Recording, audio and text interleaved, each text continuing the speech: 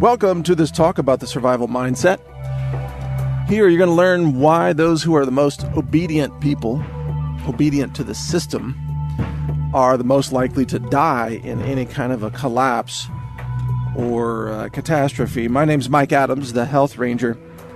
In addition to being the editor of naturalnews.com, I am a longtime prepper and survivalist, as well as a nutritionist and a food scientist, and a book author, and so on and so forth. But I've always believed in survival and self-reliance. And what I've come to really notice, and that's the point of this talk, is that there are many people who are so obedient to the system that they will go along with their own destruction and even death.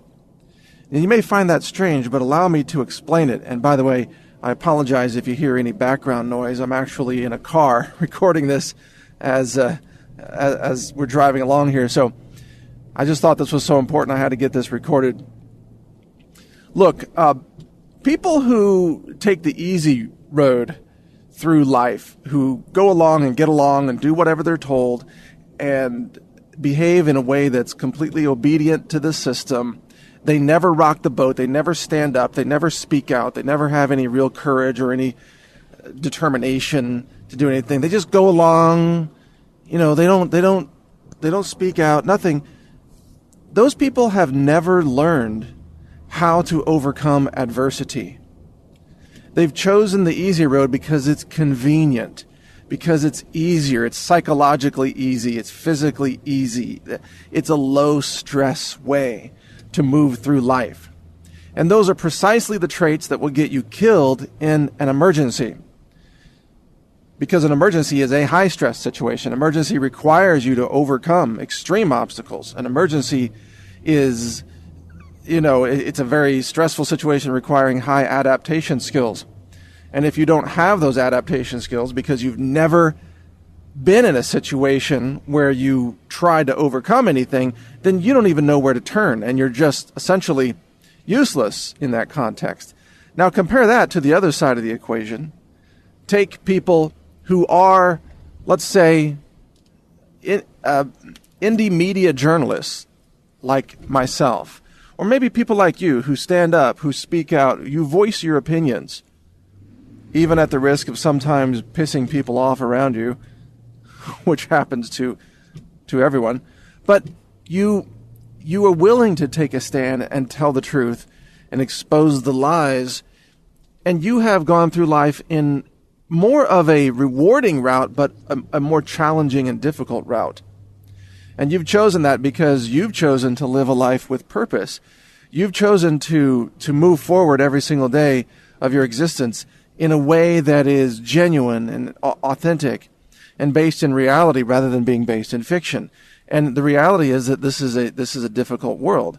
The reality is that there are, in fact, threats against us in this world. There are threats to our freedom. There are threats to our survivability. There are threats against our security. And all of these threats can, of course, add up, and they can really begin to threaten us in a rather severe way in a crisis. And if you don't have the mindset to be able to overcome those threats, then it's kind of hopeless for you, and you're not going to do well surviving anything. So, in a sense, people like you and I have to thank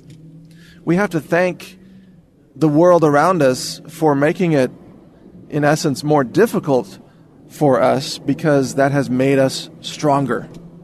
And it has given us the skills and the determination and the adaptation, the mental focus and fortitude to be able to overcome obstacles that would quite literally be fatal to weaker people who have not had that experience of having to be tough or having to overcome.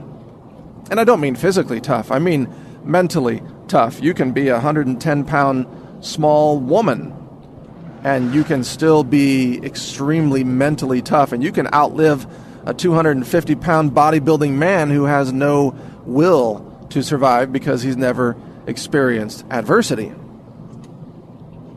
So as we face the challenges in the immediate future, and the challenges are becoming larger and more dire and more difficult. It's crucial to realize that the fact that you have arrived at this point in your life through difficulty and through overcoming extreme challenges means that you are actually better positioned to survive whatever challenges are thrown your way.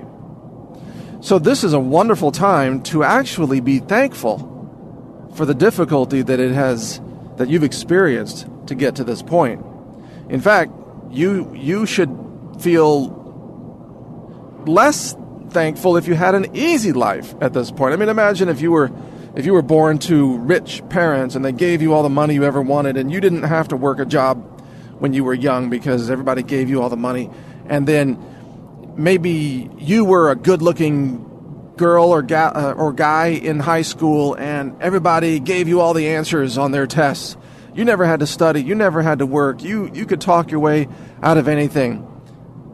If you're that kind of a person and you went through life with everything being handed to you, you've learned nothing about how to overcome adversity, and you're more likely to die in any kind of these upcoming crises or catastrophes. And so that's actually a curse. To be born to a wealthy family that just gives you everything, to be born with a physical face, a good looks, a measure of good looks that gets you everything, because that's kind of the way it works in high school and beyond, come to think of it. On the other hand, if you're just a normal, average-looking person who has had to fight for everything that you've achieved, then you're a survivor. And actually, if you are that kind of person, then you're a lot like me, because I'm in that same boat. I've had to work hard and fight for everything, for every achievement. Nothing was ever handed to me on a silver platter. I grew up in a very much a middle-class family in a suburb, didn't have wealth, didn't have free money handed to me. I mowed lawns when I was a kid. I delivered newspapers sometimes. When I was in college, I worked a job as a salesperson in a computer manufacturing small business. I loaded boxes at UPS on the midnight shift. I used to actually, and that's hard work, by the way. Yeah, working for UPS, you have to load these boxes in these trucks that are like 110 degrees, and you're working late at night in a hub to get the trucks ready to roll out the next day. I used to work at Pizza Hut. I actually used to make pizzas at Pizza Hut. I'm not even kidding. Seriously. I worked minimum wage jobs. All right, I've been there. I've done that stuff. I know what it's like to be poor. I've lived days where I was down to my last dollar and I didn't know literally where I was going to get the money for my next meal. And so through that process, perhaps much like you, I've learned to be self-reliant, to overcome adversity, and to stand up against any kind of a system or any kind of circumstance that's trying to keep me down. And those are precisely the traits of great, successful survivors in every situation. You see, I believe that the human race is about to face a massive global test of survivability, if you will, or survival of the fittest, to use the Darwinism term. And that there will be a massive reduction in the number of people left living after some events unfold here in the relatively short future, relatively near future, I should say. And those events could be man-made events, such as acts of terrorism or war, or the intentional releasing of, for example, a bioweapon virus through intentionally put out through vaccines, even, for example, or released as a weapon of terror. Or it could be something that's entirely not man-made, such as a solar flare taking out the power grid, or a massive natural disaster of some sort, or something cosmic. I mean, literally cosmic, something maybe an asteroid, for example, slamming into one of our oceans and causing a massive tidal wave that devastates the coastal cities, for example. No matter what the source of these events, there are going to be events that happen that challenge humanity and challenge our survival instincts in a huge way. I happen to believe that the most likely events are going to be man-made events, because that's the economic collapse, for example. That's something that mankind has created and has set us up for a massive disaster. So that's going to be very, very difficult for us to avoid. Whereas the natural disasters are really sort of up to nature. But the point is that these things are happening, they're coming. And so the government won't be able to save you. And if you don't believe that, look at what's happening in Venezuela right now, a massive, total collapse of government and society is underway in Venezuela. And it's happening there to such a degree that there are reports now coming out of Venezuela that say the whole system is failing, the morgues are overflowing with dead bodies because crime is out of control. The government can no longer provide basic functions of civilization.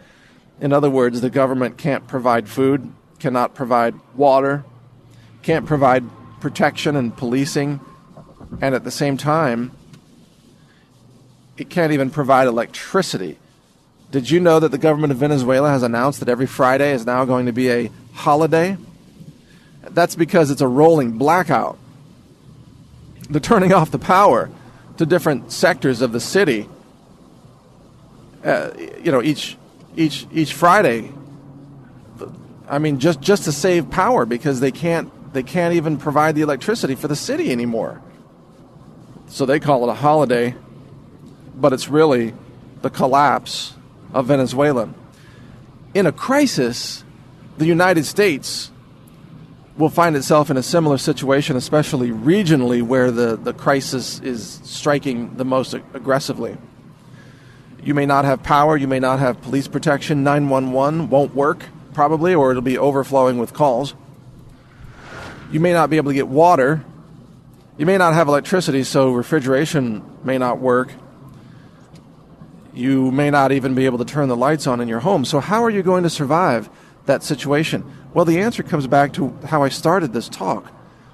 It comes back to you being the kind of person who has been forced to overcome extreme adversity and obstacles that have been thrown in your way throughout your entire life, to the point where you have become a person of strength, of spiritual strength, of perhaps even moral strength, a person of great mental fortitude and determination, a person who is willing to say,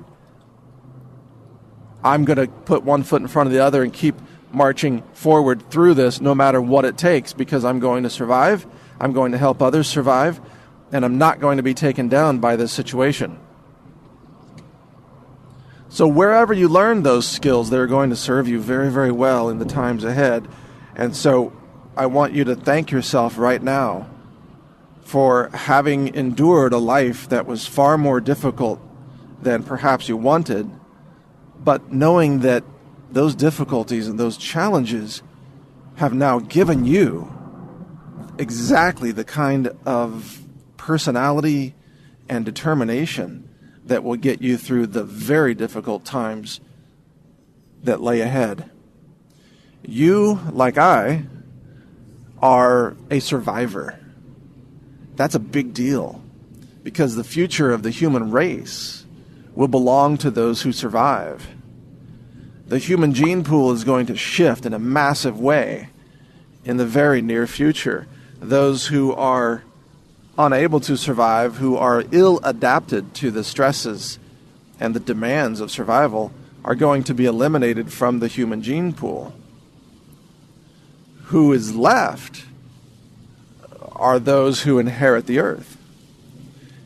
And I've even heard from people in brainstorming conversations, people telling me they think that this is good for humanity, that humanity needs to be tested and needs to be strengthened through this way. There needs to be some kind of a natural challenge to the complacency and the idiocy of what the human race has largely become in many ways.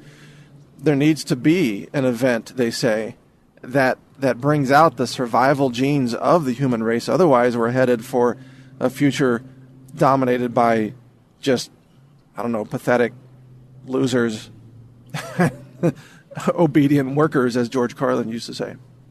That's an interesting thought. I don't know that. I certainly don't agree that. I don't think that.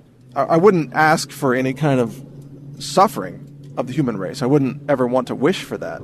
Wouldn't want to hope for any kind of a disaster. But that is an interesting point about the future of our race, the human race, and the future of human civilization. So, all good things to think about. From your point of view, stay informed, stay in good practice, keep up your survival skills, and you will do very well. Thanks for listening. My name is Mike Adams. I'm the Health Ranger. Check out some of my websites at bugout.news. Well, I guess it's not my website, but it's a website that's in our publishing circle. Let's see, bugout.news, collapse.news, and also newstarget.com. Thanks for listening. Take care. Click subscribe now to stay informed when I release new videos.